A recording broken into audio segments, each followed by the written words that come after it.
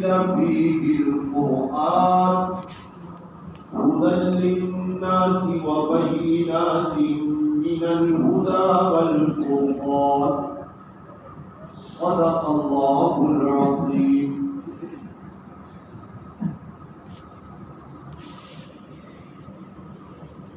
بزرگان محترم، ہمارے رب کے ہمارے اوپر بے انتہا احسانات ہیں. اتنے احسانات ہیں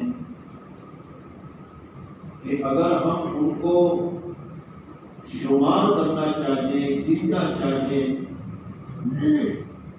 یا ان سب کا شکریہ ادا کرنا چاہیں تو یہ آپ کی ہماری سب کی بساط سے باہر کی بات ہے.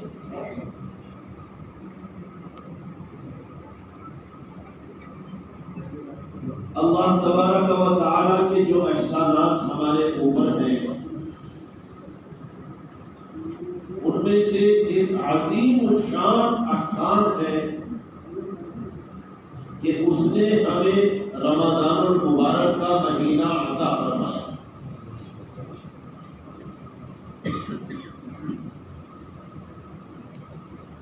روزوں کو اللہ تبارک و تعالی نے ہم سے پہلے لوگوں پر بھی فرض کیا، پہلی امتوں پر بھی فرض کیا.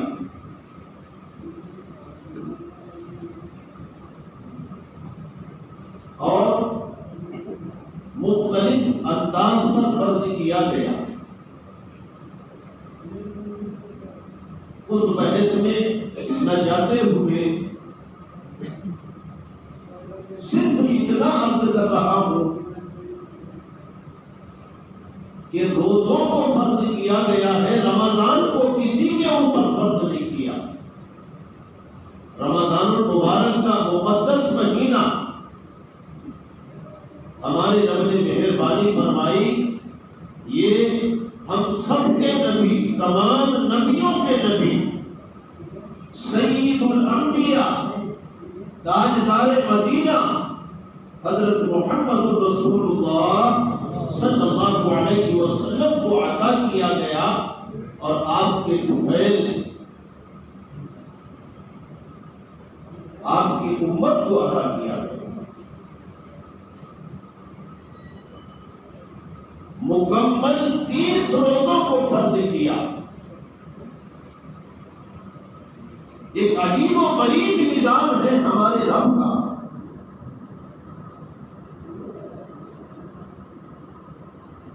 حالانکہ پہلی قوموں پر 30 روزوں سے بھی زائد روزوں کو فرض کیا گیا، لیکن اس امت پر 30 روزوں کو فرض کیا. ایک نظام ہے، ایک طے شدہ بات ہے، اور وہ کیا ہے؟ اس رمضان المبارک کا وجود ہے قرآن کریم کی وجہ سے. اور جب ہم قرآن کریم پر غور کریں گے تو قرآن کریم کے پارے بھی، بولو بھائی، قرآن کریم کے پارے بھی 30 ہیں اور روزے بھی 30 ہیں اور تراویح بھی 30 ہیں. چاند دیکھ کے شروع ہوتی ہے اور چاند دیکھ کے ہی ختم ہوتی ہے. وہ بات ایک الگ ہے کہ شروع ہونے والا چاند نہیں دیکھا جاتا اور ختم ہونے والا چاند گھسیٹ کے لایا جاتا. روزہ نہ رکھنے والے روزہ چھوڑ کر پلے پلائے 29ویں روزے میں اتنا زور لگا دیتے ہیں کہ ہم نے رمضان میں روزے اس لیے نہیں رکھے تھے، آج تجھے گھسیٹ کے لائیں گے، آجا میرے چاند، چاہے رات کے 1 بجے لانا پڑے، کشتہ ہونا پڑے، سوتوں کو خبر دینی پڑے، سوتے ہوئے کو مگر چاند کو لانے کی کوشش کی جاتی ہے۔ یاد رکھو بزرگوں اور دوستوں، اگر کوشش کی جائے چاند کی تو کون سی کی جائے؟ رمضان المبارک کے چاند کی کوشش کی جائے 29 میں، کیوں کہیں ایسا نہ ہو ہمارا کوئی روزہ چھوٹ جائے، کہیں ایسا نہ ہو کوئی تراویح چھوٹ جائے۔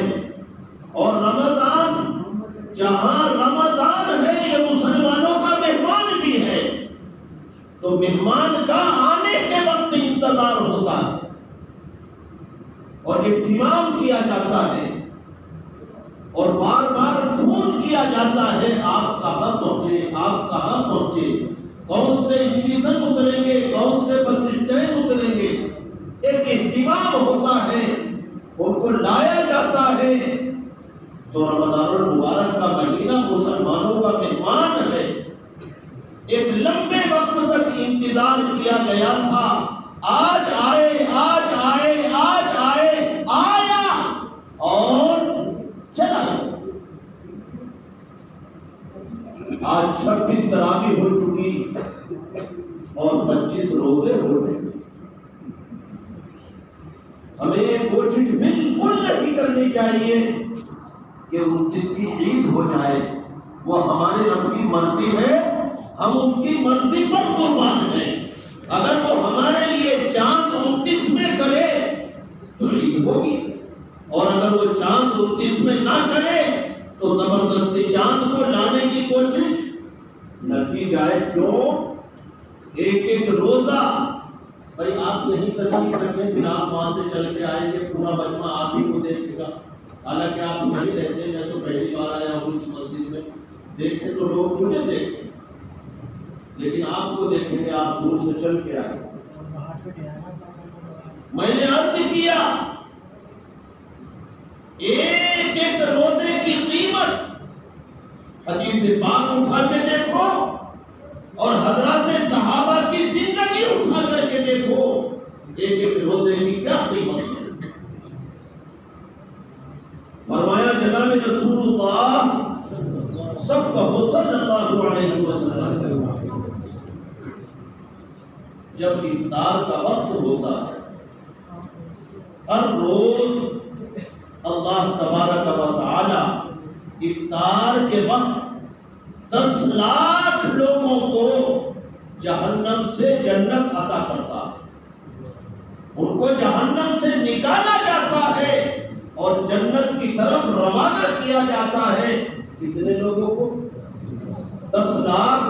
کتنے لوگوں کو؟ میں 10 لاکھ بولنے کو راضی تھے، کوئی سائنس ہو رہا ہے بیٹھے، 10 لاکھ یہ تو ایک بھی کہتے ہوتے یہ سو رہا ہے بیٹھے، جگاؤ جگاؤ انہیں جگاؤ بھائی، جاؤ بھائی، کیا کر کے سنو، ادھر دیکھ کے سنو، اتنا احترام مت کرو کہ گردن بھی جھک جائے، جب گردن جھک جاتی ہے تو نیند آنے لگتی، تو اتنا احترام بھی بیڑا فرق کرتے ہیں۔ کوئی صاحب اپنے بچے کو لے کے اسکول پہنچے، ایڈمیشن کے لیے ماسٹر صاحب نے پوچھا کہ جی یہ آپ کا بیٹا ہے؟ وہ کہنے لگے جی آپ ہی کا بیٹا ہے، جی آپ ہی کا بیٹا ہے۔ تو ماسٹر صاحب بیٹے کی طرف متوجہ ہوئے، جی آپ ہی کے باپ ہیں؟ تو بیٹا کہتا جی آپ ہی کے باپ۔ تو احترام حد سے تجاوز کرے تو نقصان دیتا ہے۔ دینی مجلسوں میں گردن جھکا کے نہیں بیٹھنا چاہیے۔ حضرت سعدی علیہ رحمہ لکھتے ہیں خانقاہ کے اصول علیحدہ ہیں اور درس کے اور تقریر کے اصول علیحدہ ہیں۔ جب درس میں بیٹھو، تقریر میں بیٹھو تو کہنے والے کی طرف متوجہ ہو، دیکھو بھی سنو بھی، تاکہ بات آسانی سے سمجھ میں آئے، اور جب بات سمجھ میں آتی ہے تو عمل کی توفیق بھی ہوتی ہے۔ تو افطار کے وقت میں اللہ تبارک و تعالیٰ کتنے لوگوں کو؟ روزانہ 10 لاکھ لوگوں کو جنت عطا کرتا ہے۔ ہم اگر یہ سوچ رہے، ہو سکتا ہے ہمارا 29 تک نمبر نہ آیا ہو، ایک روزہ ہمارا رب ہمیں اور دے دے تو ہو سکتا ہے کل کو جنت میں جانے کا نمبر آ جائے۔ رحمت رحمہ نبی جو ہے، ایک روزہ تو بہت بڑی بات ہے، اگر اس کی مہربانی ہو جائے تو ایک ادنا سی نیکی پر وہ جنت کے فیصلے فرما دے. وہ احکم الحاکمین ہے، مالک الملک ہے، بادشاہوں کا بادشاہ ہے. وہ جو کچھ کرے، جو چاہے کرے. کون ہے اس کو روکنے والا؟ کون ہے اس کو روکنے والا؟ وہ فقیروں کو بٹھا دے تخت پر اور بادشاہوں کو پھرا دے در بدر. اس کو کوئی روکنے والا نہیں، اس کو کوئی ٹوکنے والا نہیں. وہ ایک ادنا سی نیکی پر جنت کے فیصلے فرمانے. ایک روزہ تو بہت بڑی بات ہے. حضرت معاذ بن جبل رضی اللہ تعالیٰ آپ صلی اللہ علیہ وسلم کے صحابی ہیں اور حضور کے زمانے کے مفتی اعظم ہیں. آپ کو بڑا مفتی شمار کیا جاتا تھا. آپ کی طبیعت زیادہ نازک ہے، بیمار ہے. صحابہ کرام آپ کے ارد گرد بیٹھے ہیں، دعا کر رہے. حضرت معاذ بن جبل رضی اللہ تعالیٰ نے قرآن کریم کی طرف اشارہ کیا، یعنی قرآن کریم کو مانگا اور قرآن کریم لے کر کے اس کی تلاوت کرنا شروع کر دی. تلاوت کرتے کرتے آپ کو رونا آ گیا. آپ کے قریب بیٹھنے والے صحابہ نے آپ سے سوال کیا، معاذ کیا رونا آپ کو اہل و عیال کے چھوٹنے پر آ رہا، گھر بار کے چھوٹنے پر آ رہا، یا عہدے اور کرسی کے چھوٹنے پر آ رہا؟ کیوں حضرت معاذ بن جبل معمولی آدمی نہیں تھے. سب سے بڑی بات تو یہ ہے کہ صحابی رسول تھے. صحابیت سے بڑھ کر کے کوئی عہدہ نہیں ہو سکتا. اور صحابی ہونے کے ساتھ ساتھ یمن کے گورنر تھے. یمن کے گورنر تھے اور یوں ہی نہیں چنے گئے تھے. آپ نے، میں نے نہیں چنا تھا. سرکار دو عالم صلی اللہ علیہ وسلم نے خود آپ کو یمن کا گورنر بنا کر کے رخصت کیا تھا 10 وصیتوں کے ساتھ. تو حضرت معاذ بن جبل رضی اللہ تعالیٰ قرآن کریم پڑھتے ہوئے رونے لگے. ارد گرد بیٹھنے والوں نے پوچھا، معاذ کیا وجہ ہے رونے کی؟ کیا اہل و عیال کے، گھر بار کے، شہر کے، عہدے کے، کرسی کے چھوٹنے کی وجہ سے روتے ہیں؟ حضرت معاذ بن جبل رضی اللہ تعالیٰ نے فرمایا، اے لوگوں، میں اس لیے نہیں رو رہا، بلکہ میں تو اس لیے رو رہا ہوں کہ میں خدا سے دعا کیا کرتا تھا، اے میرے رب، جب میرا آخری وقت ہو تو رمضان المبارک کا مہینہ، جب میرا آخری وقت ہو تو کیا ہو؟ رمضان المبارک کا مہینہ ہو، گرمی کا زمانہ ہو، گرمی کا موسم ہو، اور میں میدان کارزار میں نکلا ہوا، دشمنان اسلام سے میرا مقابلہ ہو رہا. روزے کی حالت میں میں تلاوت کرتے کرتے شہید کر دیا تھا. اور جب میری لاش کو اٹھا کر کے قبر میں رکھا جائے، کیا کان ہٹ گئے ہوتا ہے چلنے تو جیسے چل رہا، یا بند کر دو. فرمایا مجھے قبر میں رکھا جائے اور قبر میں فرشتے آ کر کے مجھ سے سوال کریں، تیرا رب کون ہے، تیرا رسول کون ہے، تیرا دین کیا ہے؟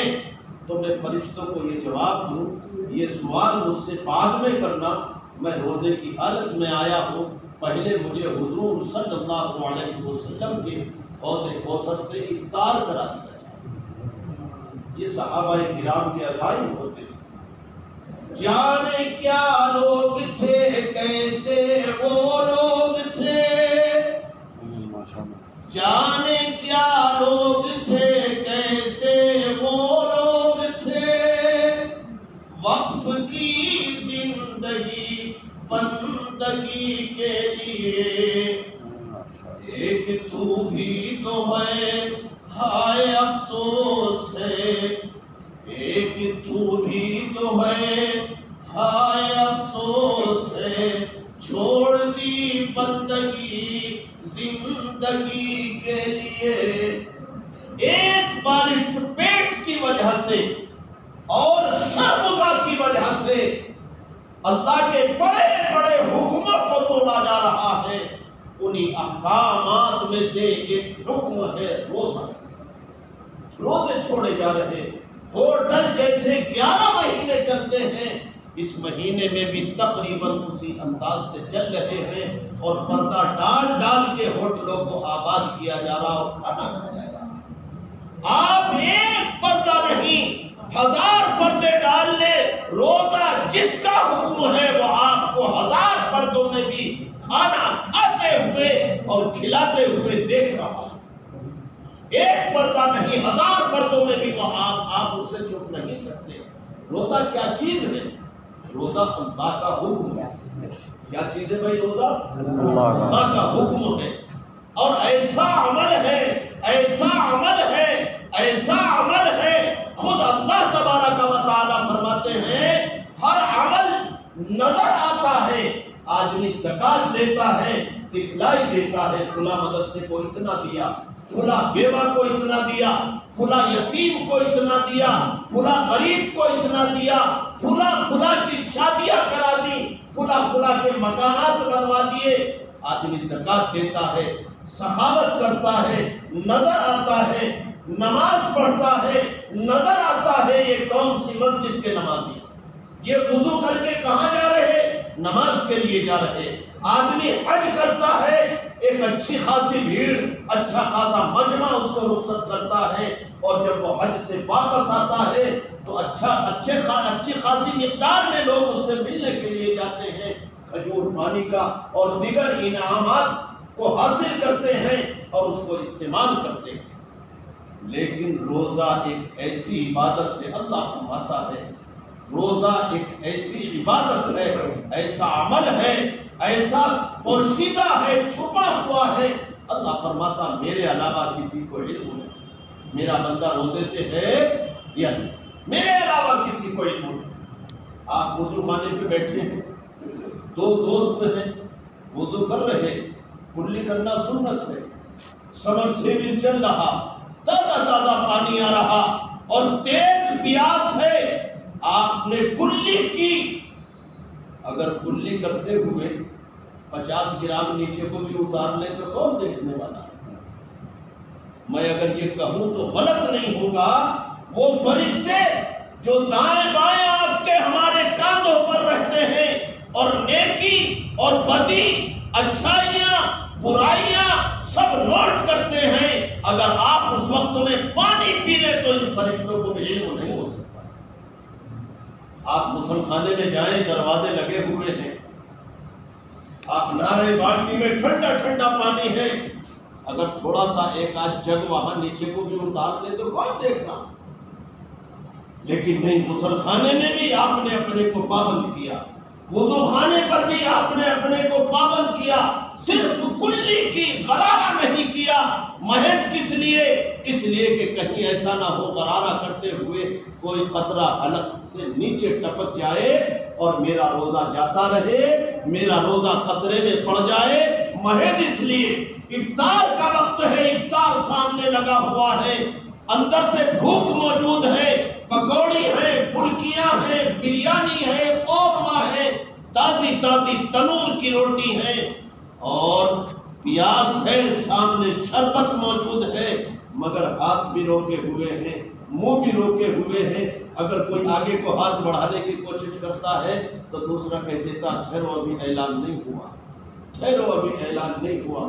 اے اللہ تبارک و تعالیٰ اس وقت میں فرشتوں کو بلا کر کے کہتا ہے، اے فرشتوں دیکھو، جب میں نے حضرت آدم کو، انسان کو پیدا کرنے کا ارادہ کیا تھا تو تم نے یہ کہا تھا یہ خوریزی کرے گا، یہ جھگڑے کرے گا، یہ فساد کرے گا، تیری تسبیح کے لیے، تیری تقدیس کے لیے، تیری عبادت کے لیے، تیرے تقدس کے لیے، تیری کبریائی کے لیے، تیری عظمت کے لیے، تیری بڑائی کے لیے۔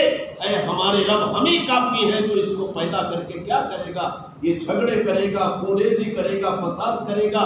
اللہ تبارک و تعالیٰ فرشتوں کو بلا کے فرماتا آؤ دیکھو یہ کیا منظر ہے، اندر بھوک موجود، سامنے کھانا موجود، اندر پیاس موجود، سامنے پانی، لسی، شربت موجود، لیکن یہ کھانے پینے کو بالکل بھی راضی نہیں، بتاؤ اس کی وجہ کیا ہے؟ فرشتے عرض کرتے ہیں اے ہمارے رب، ماں سوائے اس کے کچھ اور نہیں ہو سکتا کہ یہ آپ کے خوف کی وجہ سے ایسا کر رہے ہیں، یعنی اللہ سے ڈر رہے ہیں۔ اللہ فرماتا تم گواہ ہو جاؤ، میں نے ان سب کی مغفرت فرما دی، اور یہ دعائیں مانگیں گے، تم ان کی دعاؤں پر آمین کہو، تم ان کی دعاؤں پر آمین کہو۔ بزرگان محترم، رمضان المبارک کا خیر و برکت والا مہینہ، یہ مقدس مہینہ، ایک بات اور کہتا چلوں، رمضان المبارک کا مہینہ رحمت کا مہینہ۔ دیکھو ایک مثال، ایک بات آپ کو سمجھا دوں، بات سمجھ میں آ جائے گی۔ اگر یہ کہا جائے ہم سب حافظ قرآن ہیں، نہیں، عالم قرآن ہے، عامل قرآن ہے، قاری قرآن ہے، نہیں، ہم سب حافظ قرآن نہیں۔ اور اگر یہ کہا جائے ہم سب ناظر قرآن ہیں، تو قرآن کریم ناظرہ پڑھے ہوئے بھی سب نہیں، حافظ کوئی کوئی ہے، ناظرے والے کوئی کوئی ہے، عالم کوئی کوئی ہے۔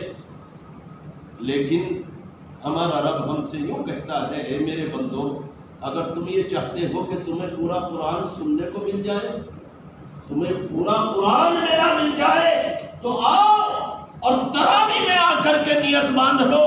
اگر تم ایک سورت بھی قرآن کریم کی نہیں جانتے، حتیٰ کہ چھوٹی سے چھوٹی سورت انا اعطیناک الکوثر یا قل هو اللہ احد یا والعصر ان الانسان لفی خسر، اس طرح کی چھوٹی چھوٹی صورتیں بھی اگر تمہیں یاد نہیں، اور تم یہ چاہو تمہیں مکمل قرآن کریم سننے کو مل جائے، آؤ تراویح میں آؤ اور آ کر کے نیت باندھ لو، میں تمہیں پورا قرآن عطا کر دوں، یعنی پورا قرآن سننے کو مل جائے گا۔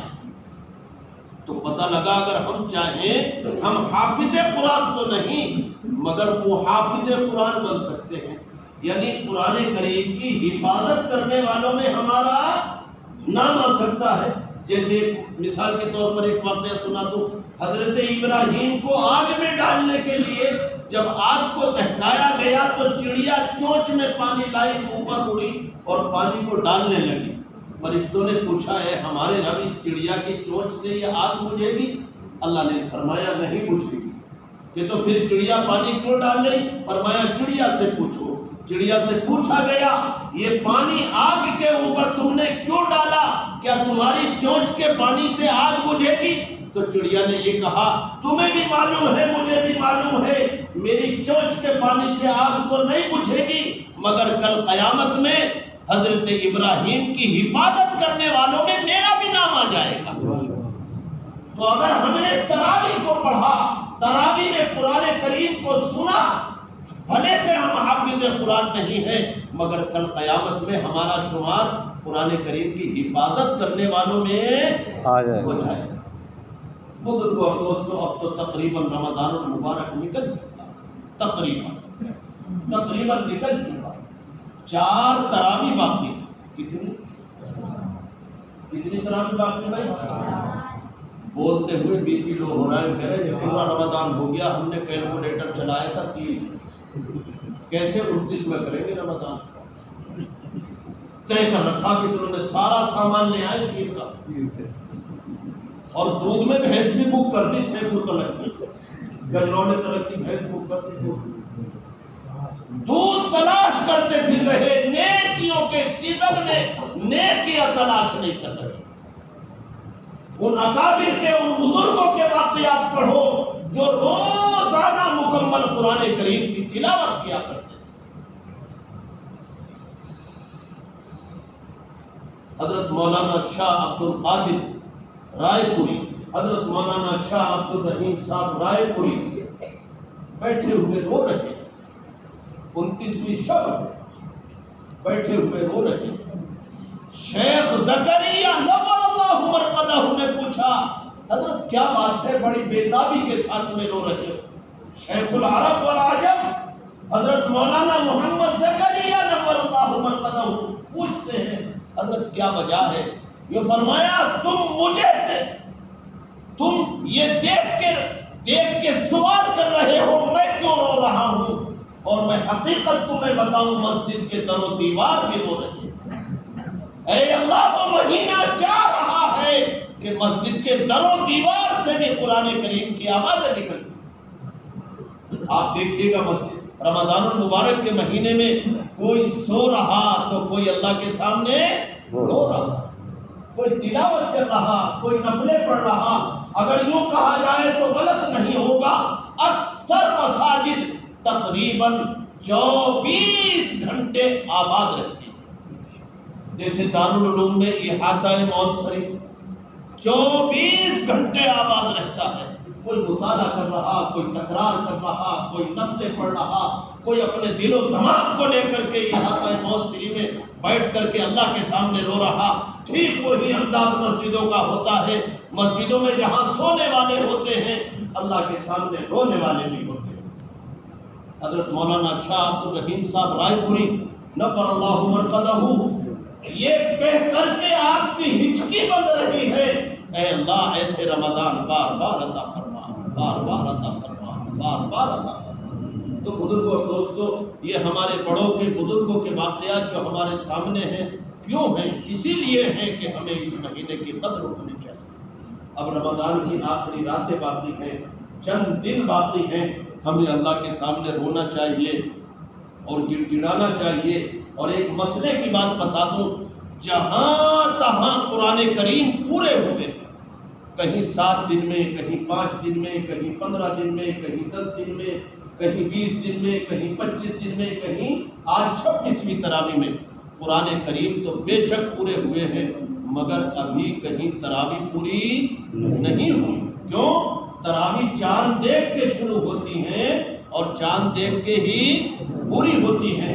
مسلمانوں پر بہت ساری باتوں میں اس بات پر بھی افسوس ہے کہ مسئلہ پوچھتے نہیں، مسئلہ خود بنا لیتے ہیں. جیسے بیکری میں پاپے بنتے نا، پاپے جو کہ گھر گھر میں پاپا موجود ہے. گھر میں پوچھے یہ کون ہے؟ یہ میرے پاپا. یہ کون ہے؟ یہ میرے ڈیڈی. ابا تو گھروں سے ختم ہو گئے، ابا گھروں میں ہے ہی نہیں، پاپا رہ گیا. میں لوگوں سے یہ کہا کرتا ہوں کہ پاپا بیکری میں بنتا ہے اور ابا اللہ کے یہاں بنتا ہے، اور اللہ اپنے دستے مبارک سے بناتا ہے. بیدیا استکبرت ام کنت من العالین. اللہ جل جلالہ عما نوالہ نے حضرت انسان کو جب بنانے کا ارادہ فرمایا، اللہ خود فرماتا ہے کہ میں نے اپنے دستے مبارک سے بنایا. تو بزرگوں اور دوستو، ہمیں اللہ کے سامنے رونا چاہیے اور گڑ گڑانا چاہیے اور اللہ سے مانگنا چاہیے. تو میں اب یہ کہتا تھا، مسئلہ لوگ پوچھتے نہیں، خود ہی کر لیتے ہیں، اور خود کھڑا ہوا مسئلہ نہیں ہوتا، ڈھکنا ہوتا ہے. کیا ہوتا ہے؟ 5 دن کا، 6 دن کا، 10 دن کے قرآن سے جہاں فائدے ہیں، نقصان بھی بہت ہے. لوگ سن کے تراویح پڑھنا چھوڑ دیتے ہیں، کہتے تراویح پوری ہوگی. تراویح حالانکہ تراویح پوری نہیں ہوئی، مستقل 2 سنتیں ہیں، یاد رکھیے گا. مکمل قرآن کریم کو سننا ایک سنت ہے، اور مکمل تراویح کو پڑھنا دوسری سنت ہے. اور یہ ایسی سنت نہیں کہ اگر آپ چھوڑیں تو کوئی بات نہیں، اگر آپ چھوڑیں گے تو لٹ پھرے گا اوپر والے کا. کس کا؟ کس کا بھائی؟ مسلمان بھی تو یہ کہتے ہیں نا، اللہ نہیں کہتے مسلمان بھی یہ کہتے ہیں اوپر والے کا. تو لٹ پھرے گا اوپر والے کا. ایک گاؤں ہے ہمارے بجنور میں، بھوگن والا. اب تو خیر بتی کا زمانہ آ گیا. کبھی تیل چراغ جلا کرتے تھے مسجدوں میں، چراغ. آپ آج کے نوجوانوں کی بات سمجھ میں نہیں آئے گی، لیکن جو میرے جیسے سفید داڑھی والے ہیں ان کی سمجھ میں آئے گی. چراغ جلتا تھا، لوگ چراغ میں تیل لا کر کے ثواب کی نیت سے ڈالتے تھے. تو وہاں مسجد میں روزانہ تیل چوری ہو جاتا تھا. لوگ متولی کو کوسنے لگے، یار متولی بے ایمان ہے، تیل لے جاتا گھر، اور تیل کوئی اور چوری کر کے لے جاتا تھا. اتفاق کی بات، متولی صاحب لگ کے بیٹھ گئے، دیکھنا ہے آج تیل کون چوری کرتا ہے. تو ایک بہت چالاک، چست چالاک آدمی آتا تھا اور وہ آواز بدل کے بات کرتا تھا، جو کہتا تھا مسجد کس کی؟ اللہ کی. تیل کس کا؟ اللہ کا. آواز بدل کے بولتا تھا. میں لے جا سکتا ہوں؟ تو جواب میں کہتا تھا جب تو بھی اللہ کا، مسجد بھی اللہ کی، تو تیل بھی تیرا، لے جا. تو اسے کیا کہیں گے؟ مسئلہ نہیں، ڈھسلا. کیا کہیں گے بھائی؟ وہ تیل لے کے جانے لگا. یہ لٹھ لیے بیٹھا تھا، جب وہ چپل پہننا تھا جھک کر کے اپنے جوتے پہننا تھا تو یہ لٹھ مار کر کے بولا لے یہ بھی اللہ کا دیتا جا، اسے کیوں چھوڑ کے جانا ہے، یہ بھی اللہ میاں کا ہے، لیتا جا۔ تو بزرگوں اور دوستوں، رمضان کی قدر کرو، اللہ سے ڈرو اور اللہ سے مانگو، اللہ رمضان بار بار عطا فرمائے۔ بڑی خوشی ہوئی مسجد میں آ کر کے کہ ایک ایسے بچے نے قرآن کریم سنایا کہ جسے اگر یہ پوچھو میرے دادا کا نام کیا ہے تو شاید نہ بتاوے، پردادا کا تو بتا ہی نہیں سکتا، چاہے ایڑی سے چوٹی تک کا زور لگا دو مگر بتا نہیں سکتا۔ پکڑ دادا، سکڑ دادا تو بہت آگے کی بات ہے، ان کے نام کا تو ہمیں بھی پتہ نہیں۔ یعنی اگر دادا جی کا یا دادا جی کے دادا جی کا نام پوچھو تو وہ بچہ نہیں بتا سکتا، اور اگر کہیں رشتہ لے کر کے بھیجو تو لوگ یوں کہیں گے بے وقوف ہے، اس بچے کو بھیجا رشتہ لے کر، بھگاؤ اس سے یہاں سے، کیوں بھائی؟ لیکن اللہ کے کلام کا معجزہ دیکھیے گا، اتنے سے بچے نے قرآن کریم پر محنت کی، اللہ پاک نے اس کو بھی عطا فرمایا، اس کو بھی عطا فرمایا۔ بچہ محنت کرے اس کو بھی مل جاتا، جوان محنت کرے اس کو بھی مل جاتا، بوڑھا محنت کرے اس کو بھی مل جاتا ہے۔ جس سال میں دارالعلوم کی روٹی کھاتا تھا میں دیکھتا تھا ایک صاحب روزانہ لکڑی ٹیکتے ہوئے 85 برس کے تھے اور بخاری شریف کے سبق میں جا کر کے بیٹھتے تھے۔ ایک روز ہمارے استاد محترم تھے نہیں، میں پیچھے پیچھے ان کے لگ گیا، جا کر کے جو میں نے دیکھا تو وہ بخاری شریف پڑھ رہے، باہر کے رہنے والے تھے، ایک شوق تھا، ایک ذوق تھا۔ جب بچوں نے گھر سے بالکل آزاد کر دیا تو بچوں سے یہ کہہ کر کے نکلے میں جب تک عالم نہ بن جاؤں اتنے گھر واپسی نہیں کروں گا۔ تو ان کا وہ سال آخری سال تھا کہ وہ دورہ حدیث پڑھ رہے تھے۔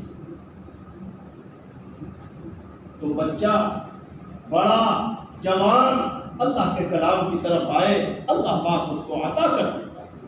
تیرے کرم سے ہے کریم، شے کون سی ملی نہیں، جھولی ہماری تنگ ہے، تیرے یہاں کمی نہیں۔ بزرگوں اور دوستوں، ہمارا یہ ذوق اور یہ جذبے اور یہ ولولے ہونے چاہیے کہ ہمارے ہر گھر کے اندر حافظ قرآن پیدا ہو جائے۔ اپنی بات ختم کر رہا ہوں یہ کہہ کر کے کہ اللہ کی بہت بڑی مہربانی ہوئی، وہ وقت پلٹ کر کے آیا کہ مسجد آباد ہوئی 2 سال کے بعد۔ 2 سال کے بعد مسجد آباد ہوئی، اور بڑی احتیاط کے ساتھ کہتا ہوں کل چل کے کیا ہو جائے، حالات بہت نازک، کہیں پھر سے پلٹ کر کے وہی نمبر نہ آ جائے کہ گھر گھر کے اندر تراویح۔ تو اس لیے تیار کرو اپنی نسلوں کو، ایسا وقت پھر سے آ سکتا ہے۔ رفتہ رفتہ رفتہ رفتہ حالات بنتے جا رہے ہیں۔ اب کرونا آئے گا نہیں، اسے لایا جائے، آئے گا نہیں، تھک گیا کرونا، پریشان ہو گیا آ کر کے، اب تو اسے زبردستی پکڑا کے لایا جائے گا اور گھروں کے اندر ٹھوس کے بند کر دیا جائے گا۔ تو اگر ہمارے گھروں میں حافظ قرآن ہوں گے تو انشاءاللہ ہم سے تراویح والا عمل چھوٹ نہیں سکتا، ہم محتاج نہیں رہیں گے۔ آج کی مجلس میں یہ طے کرو انشاءاللہ ہمیں اپنے بچوں کو حافظ قرآن بنانا انشاءاللہ، اور جو بچے حافظ قرآن بن چکے ہیں انہیں قاری قرآن، عالم قرآن بنانا انشاءاللہ، اور اپنی تمام دعاؤں میں 5 نمازوں میں اللہ سے یہ دعا مانگا کرو، اے اللہ مسجد، مدرسے اور مرکز آباد ہو۔ ہر نماز میں اللہ سے مانگا کرو۔ جہاں تک کھانے پینے کا، روٹی روزی کا تعلق ہے، یہ تو غیر ایمان والوں کو بھی مل رہی ہے۔ اللہ نے پالنے کا وعدہ کیا ہے، اللہ پالے گا۔ اصل مقصد زندگی جو ہے وہ اللہ کا دین ہے۔ ہماری زندگی میں دین ہوگا تو ہم کامیاب ہیں، اور دین نہیں ہوگا تو تمام نعمتوں کے باوجود ہم ناکام ہیں۔ تو اللہ سے ہر نماز میں اللہ کا دین مانگو، اور اللہ کے دین کے لیے دینی تمام شعبوں کی بقا مانگو کہ دینی جتنے بھی شعبے ہیں، جتنے بھی اڈے ہیں، وہ سب آباد رہیں۔ یہ آباد ہوں گے تو مسلمانوں میں مسلمانی باقی رہے گی، اور اگر یہ آباد نہیں ہوں گے تو مسلمانوں میں مسلمانی باقی نہیں رہے گی۔ نجیب آباد میں ایک صاحب آ رہے تھے، بڑی تیزی سے دوڑے ہوئے، میں ان کو جانتا تھا، میری بے تکلفی بھی تھی، کانپتے کانپتے آ رہے ہیں، میں نے ان سے کہا بھائی کیا پریشانی ہے؟ سلام دعا ہوئی، میں نے خیریت سے ہے؟ کہنے لگے خیریت ویریت کچھ نہیں ہے۔ میں نے کیا بات ہوگی؟ کہ ایمان خطرے میں پڑ گیا۔ میں نے پوچھا بھائی کیا معاملہ ہو گیا؟ ایمان خطرے میں پڑ گیا؟ کہنے لگے پوری مارکیٹ میں گھوم گیا، کہیں گوشت نہیں ملا۔ تو اس کو ہم اصل زندگی سمجھتے ہیں، گوشت کھانے کی۔ یہ ضرورت زندگی ہے، یہ مقصد زندگی نہیں ہے۔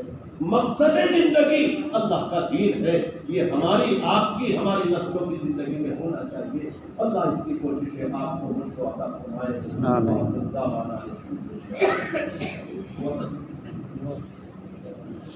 دعا کرو۔